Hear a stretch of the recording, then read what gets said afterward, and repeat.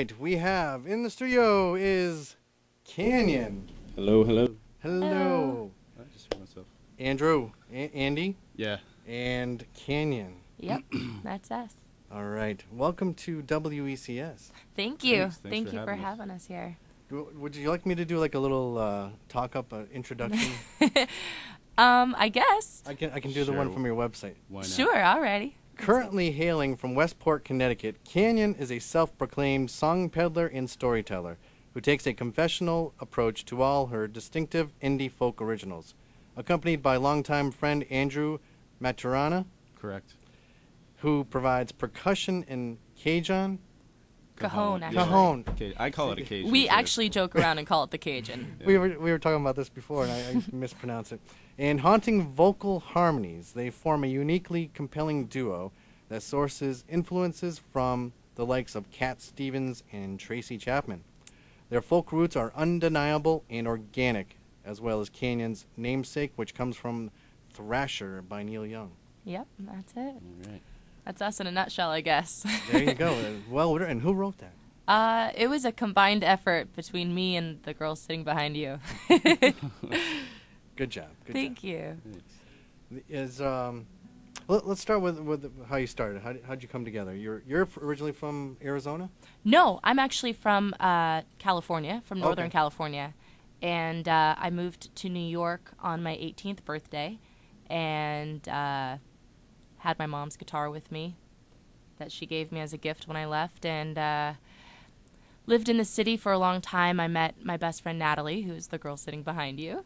And I've been friends with Andy over here for about 6 years. And Andy's actually a kit drummer in rock bands. At least he was for all of the years that I knew him until about a year and a half ago. And I have always been a singer-songwriter playing my own shows, and he was playing in rock bands. And, we'd go to each other's shows, and it never occurred to us that maybe we should try playing together. And I entered myself actually almost 2 years ago year and a half, in a contest to play at the Bamboozle Festival in New Jersey, which was kind of random for me to do because it couldn't be more different than, my genre of music. It's all kind of top 40 pop rock based. And then there's little old me thinking, hey. There's a lot of core metal groups that play that festival Yeah. too. So we were like, okay, we're But here. I entered in this, it was like a battle of the bands. And I pretty much went to Andy and was like, hey, so I entered in this competition. It's just me, but I need to be a quote-unquote band. So can you play percussion with me? And that's how it started. And as soon as we started playing together, it was the most natural thing for us because we knew each other so well that working together, artistically was like such a breeze, and it was like the easiest thing ever. So, yeah, that's how it started randomly enough, and we've just been kind of snowballing from there, just kept going. That's So- cool. The crazy thing is we actually won the competition. Oh, yeah, yeah. And we had Oh, only... by the way. Yeah. And we got to go play, and it was huge. I mean, I think they say like a estimated attendance of like 20,000 people there. It was huge. It's a Wow. big festival. Yeah. It's like- And the fact that we made it through, I mean, all of the other bands that were in the Battle of the Bands were, I mean, one guy was like pretending to hang himself with a microphone cable. I mean, it was very like hardcore. And then, Yeah, it was... Who was us. judging it? Did they have judges, or was it the audience? Yeah, Yeah. There was a panel of like a few industry people. One of them was the guy who actually, with what's the name of the live? oh, is it Reverb?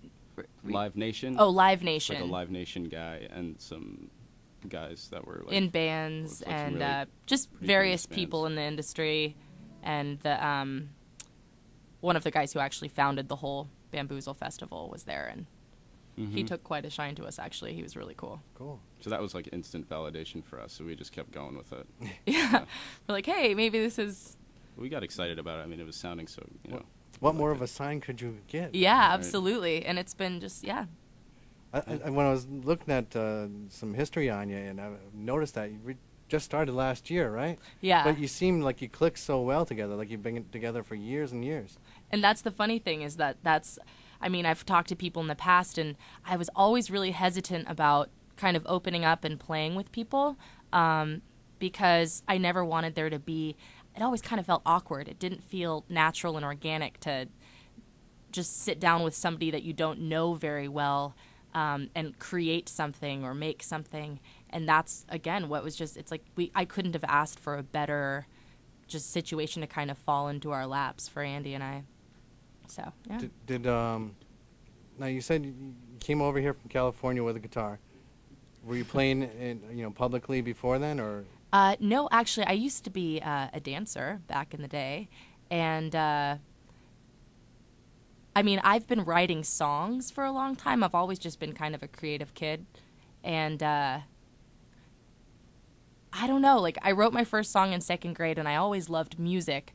But it was I never took any vocal lessons. My mom made me take guitar lessons in third grade that I hated. So I never really thought that I'd be a musician, but I loved playing, like, writing songs and thinking up melodies and singing them and thinking of harmonies. But I was always really focused on dance. So it was, again, kind of like a serendipitous thing that my mom happened to say, right as I'm leaving, hey, by the way, do you want to take my guitar with you? Because my mom never really played. She just loved the idea of playing guitar, so that's why she had one. And yeah, so, I mean, but I stopped dancing when I moved to New York, and because I had my mom's guitar, I just kind of picked it up and started playing around with it again. So you sound very artistic. You can dance, so. You can write songs, you can sing. Well, I can't dance anymore, that's guitar. for sure. Unless you want really She bad. She can crump stuff.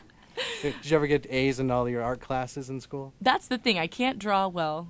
I probably pretty decent at photography, but not. I mean, that's the thing. I don't even consider myself very artistic. I just really like writing. Mm-hmm. So that's kind of it. Excellent. So what kind of dance do you do? Ballet or? I did do a lot of ballet, a lot of jazz, some hip hop. Really? So when you see your first video out, you're gonna have a lot of dancing in it. I'll leave all the dancing up to Natalie. Actually, all right, Natalie. She's the official backup dancer. We've decided. That's Any it. interpretive dance as well? Yes, as we talked about. Absolutely. Excellent. Get her scarves out. Which song would you like to start off with? Well, I think we wanted to do Nightingale first. Oh, beautiful song, beautiful song.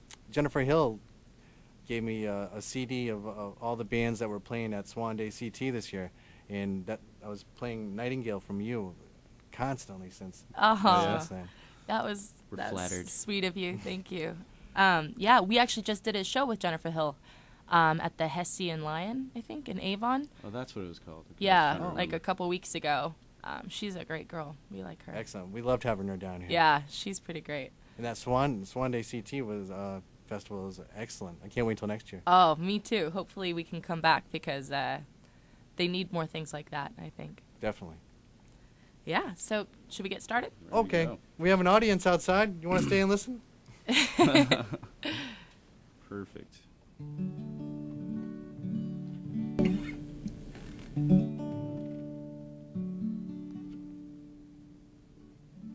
How's that sound?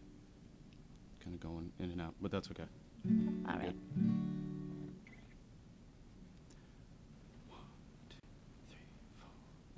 It's the same old story. Mr. Hollywood broke her heart with no one there to tell her no. She packed her bags and hopped her heart. It's the same old rhyme. Once a puppet, now her strings are untied. With no compass for which to guide her hand, she lost her way to the promised land. No, oh, oh, oh, oh. No, oh, oh, oh. No, oh, oh. No, oh, oh. don't cry, nightingale. The moon is still ours, we. Tonight won't be lonely with the stars all shining your way. Don't fear the unknown, my dear, for the future is always brighter. With tomorrow comes the sun, your forever shining companion. And oh, oh, oh, oh, and oh, oh, and oh, oh,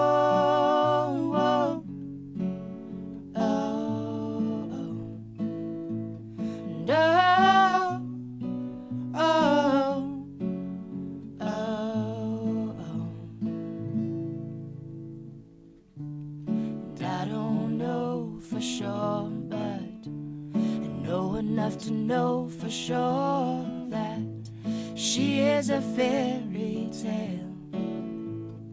That girl has diamonds in her eyes, but tears behind her smiles. And I don't know for sure, but I know enough to know for sure that she is a nightingale, singing a tragic tale to the stars.